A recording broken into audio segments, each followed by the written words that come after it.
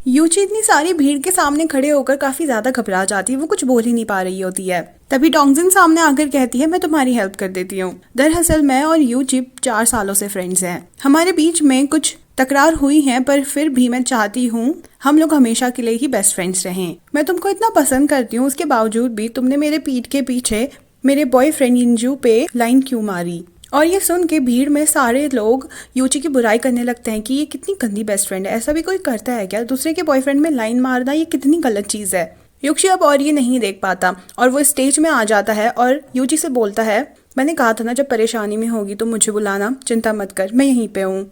वो बोलने लग जाता है, दरअसल मैं भी एक स्पेशल गेस्ट हूँ इस पार्टी का, और मैं टोंगजिन को हैप्पी बर्थडे के साथ साथ ये भी कहना चाहूंगा कि वो हमेशा ही इस तरह से खूबसूरत रहे।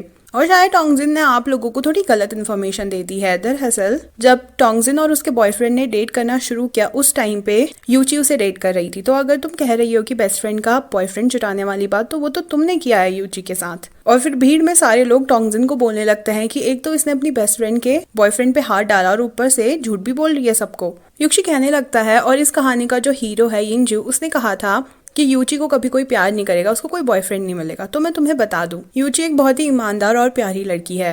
जब उसके साथ कुछ गलत हो रहा होता है फिर भी वो अपनी आवाज नहीं उठाती क्योंकि दूसरों को हर्ट होगा। उसने मुझे डांटा है जब मुझे कुछ नहीं आया है, और उसने मुझे हंसाने की कोशिश की है जब मैं दुखी हुआ हूँ। यहाँ तक कि उसने मेरे लिए फाइट करने की भी कोशिश की है। आखिर ऐसी लड़की कौन नहीं चाहेगा अपनी लाइफ में? मेरे ख्याल से हर लड़के को ऐसी ही लड़की चाहिए होती है। वो यूची के क्लोज जाता है और उसके फोरहेड पे किस कर देता है और उसका हाथ पकड़कर उसे वहां से ले जाता है।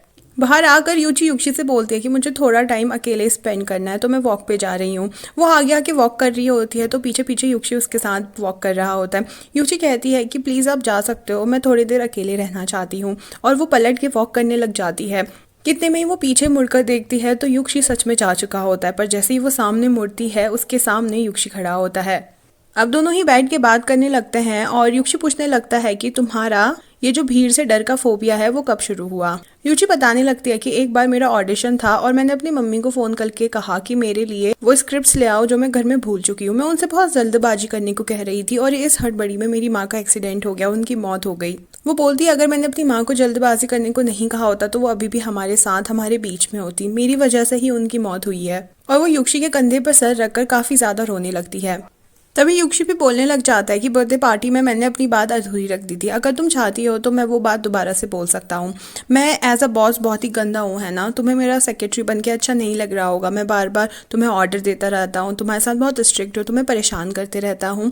अगर तुम चाहती हो तो मैं तुम्हें असिस्टेंट की जगह अपनी गर्लफ्रेंड बनाना चाहता हूँ। मैं तुम्हें बिगाड़ के रख दूंगा, मैं तुम्हारे लिए खाना कुक करूंगा, तुम्हारे लिए सारी चीजें करूंगा जो तुम करना चाहती हो, और तुम्हारी हर बात मानूंगा। पर यहाँ तो यूची उसके कंधे में सर रखकर सो चुकी होती है और उसने यूची की कोई भी बात नहीं सुनी होती है।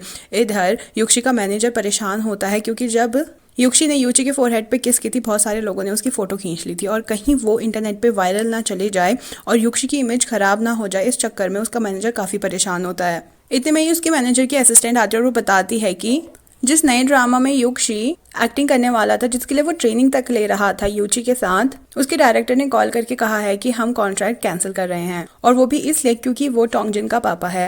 दूसरे दिन मैनेजर पहुंचता है यूची के साथ, उसको सारी प्रॉब्लम्स बताता है कि यूची ने टोंगजिन का बर्थडे बिगाड़ दिया तो उसके पापा बदला ले रहे हैं यूची से, उसको उस मूवी से निकाल कर। तो तुम जल्द से जल्द टोंगजिन से माफी मांग लो और सारी चीजें सॉल्व कर लो ताकि तुम्हें ये ड्रामा मिल जाए, तुम्हारे हाथ से ना जाए। पर यूची सारी बातों से साफ मना कर रहा होता है क्योंकि इसने इन चीजों में कोई भी गलत नहीं किया है। वो मैनेजर से कहता है कि धीरे बोलो, अगर यूची सुन लेगी तो उसे बुरा लगेगा।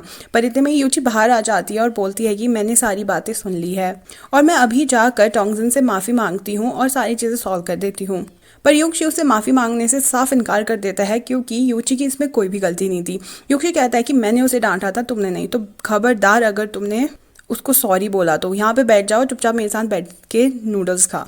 बाद में फिर भी यूची उसको मैसेज करने ही वाली होती है कि कल रात जो भी हुआ वो सारी मेरी गलती थी और मैं माफी मांगती हूँ, प्लीज गुस्सा मत करो। कितने में ही वहाँ पे यूची आ जाता है, उसे फोन मांगने लगता है। जब वो उसके हाथ से फोन छीन लेता है तो देखता है कि यूची ने क्या मैसेज किया है टोंगजिन को, और अब यूची खुद की तरफ से मैसेज करता है कि मैं चाहता हूँ तुझ जैसी गंदी बेस्ट फ्रेंड किसी को भी ना मिले, आई बड़ी मुझको फिल्म से निकालने वाली, मैं ही तेरी मूवी में एक्टिंग नहीं करना चाहता था, जा भाड़ में जा। और इतना बुरा बुरा मैसेज लिख दिया होता है उसने टोंगजिन को। टोंगजिन जब ये मैसेज देखती है तो वो बहुत ही गुस्सा हो जाती है और कहती है तुम दोनों को तो मैं मजा चखा कर रहूंगी। अब यहाँ पे युक्षी जैसे कि उस मूवी से बाहर निकल चुका है, वो सारी बुक समेट रहा होता है ताकि वो उन्हें फेंक सके, क्योंकि अब उनका कोई काम नहीं है। पर वो बुक को समेटते हुए काफ़ी इमोशनल हो रहा होता है, लग रहा होता है कि उसे इस कैरेक्टर से काफ़ी अटैचमेंट हो गई थी। इसी वक्त पे यूची आती है और बोलती है कि आपने इतने टाइम से इस एक रोल के लिए प्रिपरेशन की है और मेरी वजह से ये रोल आपके हाथ से जा रहा है, मुझे बहुत बुरा लग रहा है। युक्षी बोलता है, अरे मेरे लिए बहुत सारे रोल्स हैं, मुझे वैसे भी ये रोल नहीं करना था। तभी डोरबेल बजती है और वहाँ पे मैनेजर होता है।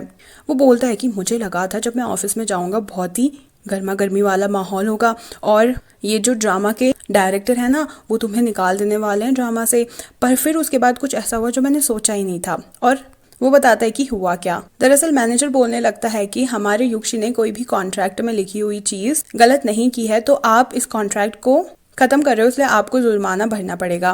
पर तभी उस ड्रामा का डायरेक्टर बोलता है, अरे आप ऐसा क्यों सोच रहे हो कि हम कॉन्ट्रैक्ट खत्म करना चाहते हैं युक्षी के साथ। दरअसल जो टोंगजिन के पापा थे यानी हमारे पहले इन्वेस्टर, हमने उन्हें ही निकाल दिया अपने ड्रामा से और अब ये दोनों नए इन्वेस्टर्स आए हैं जो कि युक्षी के साथ ही काम करना चाहते हैं। और यहाँ पे तो पारा पूरी तरह से पलट जाता है। मैनेजर बताता है कि वो तुम्हें अपने ड्रामा में कास्ट करना चाहते हैं। वो तो ये तक कह रहे थे कि युक्षी के अलावा ये रोल और कोई भी अच्छा नहीं प्ले कर सकता। युक्षी कहने लगता है, हाँ वो इन्वेस्टर्स ना मेरे फैन होंगे, उन्हें पता चला होगा कि मैं इतनी परेशानी में हूँ, इसलिए ना वो मेरी हेल्प करने आए होंगे। मैनेजर कहता है, नहीं नहीं, इस बार मैंने इन इन्वेस्टर्स का बैकग्राउंड चेक किया और ये तीनों ही अलग अलग फील्ड से हैं, पर इन तीनों में एक कनेक्शन है और वो है यूची। और यूची सोचती है कि उसने क्या किया। तब हम दूसरे सीन में देखते हैं कि वो अपने पापा को जाकर थैंक यू बोलिए। दरअसल ये सारी करनी उसके पापा की थी और जो इन्वेस्टर्स थे वो उसके पापा के पहचान के थे। उसके पापा को जो भी पार्टी में सीन हुआ उन चीज़ों के बारे में पता चल चुका था और इसीलिए उन्होंने युक्षी की हेल्प की, जिस तरह से युक्षी ने उनकी बेटी यूची की हेल्प की। वो ये भी बोलते हैं कि मुझे यिंजू ने ये बताया कि तुम दोनों यानी तुम और युक्षी पहले से ही डेट कर रहे थे और तुमने यिंजू को धोखा दिया है। उसे क्या लगता है कि मैं अपनी बेटी को अच्छे से नहीं जानता हूँ, मुझे सब पता है कि किसने किसको धोखा दिया है। और यूची काफी खुश होते हैं कि उसके पापा ने युक्षी का करियर भी बचा लिया और साथ ही वो उसको इतना अंडरस्टैंड करते हैं। पर वो क्लियर करने लग जाते हैं कि उसके और युक्षी के बीच में कुछ नहीं चल रहा। उसके पापा फिर से अपनी और अपनी पत्नी की डेटिंग की बातें शुरू करने लग जाते हैं कि यूची वहां से भाग जाती है। वो बाहर जाती है और युक्षी कहता है कि मैं पर्सनली थैंक यू बोलना चाहता हूँ सर को। पर युची कहती है, नहीं नहीं अभी सही टाइम नहीं, अभी वो ना कॉपीज चेक कर रहे हैं एग्जाम की, तो चलो यहाँ से। अब यहाँ पे लास्ट क्लास होती है और 10 डेज की ट्रेनिंग खत्म हो चुकी होती है। प्रोफेसर याओ सबको बोल रहे होते हैं कि मैं आशा करता हूँ मैंने जो भी कुछ आपको पढ़ाया है वो आपके दिमाग में अच्छे से घुसा है और आप अपने कैरेक्टर्स को अच्छे से निभाएंगे और हमारी जो हिस्ट्री है उसको सारी दुनिया के सामने लेकर आएंगे। वो युक्षी से बोलता है कि क्या तुम कुछ कहना चाहते हो पूरी क्लास को। और युक्षी कहता है, हाँ मैं एक पोयम बोलना चाहता हूँ पूरी क्लास के लिए। और ये वही पोयम होती है जो प्रोफेसर याओ ने रिक्वेस्ट की होती है कि युक्षी उसके लिए एक बार अपने मुंह से बोले और वो फुल टू एक्सप्रेशन के साथ उस पोयम को बोल रहा होता है, जिसे सुन प्रोफेसर याओ काफी ज्यादा खुश हो जाते हैं। सब उसके लिए क्लैप करने लगते हैं। उसके बाद सारा क्रू मिलकर सेल्फी खींचने लगता है। तभी वहां पर प्रोफेसर याओ भी आते हैं और वो कहते हैं कि मैं भी तुम्हारे साथ सेल्फी क्लिक करूंगा। और इधर पे यूची सबको दूर से देख रही होती है क्योंकि उसे भीड़ का डर है और वो इन लोगों के साथ नहीं जा पा रही। तभी वहां पे वैन आता है, उसे क्लिप देखकर बोलता है कि मैंने पिछली बार तुम्हें ये क्लिप दी थी पर तुम ये ले नहीं पाई थी। और वो उसके सर पे तक का क्लिप लगा देता है। ये चीज़ युक्षी देख लेता है और झट से भाग कर आता है, उसके सर से क्लिप निकाल देता है और बोलता है कि तुम पे ये कलर बिल्कुल भी अच्छा नहीं लग रहा, तुम पे ये डिज़ाइन भी अच्छा नहीं लग रहा, तुम पे क्लिप भी अच्छी नहीं लगती है, बिल्कुल मत पहनना आज से। इतने में ही युक्षी के पापा वहाँ आते हैं और युक्षी से कहते हैं कि थोड़ी देर बाद मुझे मेरे ऑफिस में मिलो। अब युक्षी जाकर प्रोफेसर याओ के ऑफिस के बाहर इंतजार कर रहा होता है कि युक्षी वहाँ पहुँचती है। वो पूछती है कि यहाँ पे क्यों खड़े हो, तो युक्षी बताता है तुम्हारे पापा ने मुझे इंतजार करने को कहा है। युक्षी तभी बोलने लगती है, जब तुम अंदर जाओगे ऑफिस में किसी भी चीज़ को टच मत करना। एक स्टूडेंट ने मेरे पापा की बहुत मेहनत से जमा की हुई शो पीस गिराकर तोड़ दी थी और उसके बाद वो स्टूडेंट स्कूल में कभी भी नहीं दिखा। ऑल द बेस्ट, मैं जा रही हूँ। और बेचारा युक्षी डर डर के अंदर जा रहा होता है। जब वो अंदर पहुंचता है तो उसके कहने एक गमला गिरने वाला होता है, पर वो संभल जाता है। उसके पापा उसे बैठाते हैं और बोलते हैं कि पक्का युची ने तुझे वो झूठी कहानी बताई होगी ना स्टूडेंट की। दरअसल वो स्टूडेंट चला गया हमारे स्कूल से, पर वो इसलिए गया था क्योंकि उसे अपने पापा की प्रॉपर्टी संभालनी थी, इस वजह से नहीं कि मैंने उसे डराया था। पर अब जैसे कि अफवाह फैली चुकी है कैंपस में, तो मैं इस चीज़ का फ़ायदा उठाता हूँ और इस वजह से कोई भी आके मेरे ऑफिस में बुरा बर्ताव नहीं करता। अब उसके पापा कहने लगते हैं कि मेरी जो यूची है ना वो थोड़ा स्पेशल केस है। युक्षी कहता है कि हाँ मुझे उस स्पेशल केस के बारे में सब पता है और यूची ने मुझे खुद बताया है। उसका पापा बोलने लगता है यूची ने आज तक कभी भी अपने मुंह से किसी को ये बात नहीं बताई, अगर तुम्हें बताई है तो तुम्हें स्पेशल समझती होगी, पर मैं कहना चाहता हूँ कि अगर तुम उसे खुश रख सकते हो तो ठीक है, पर अगर नहीं रख सकते हो तो तुम जितना जल्दी हो सके उसे छोड़ दो।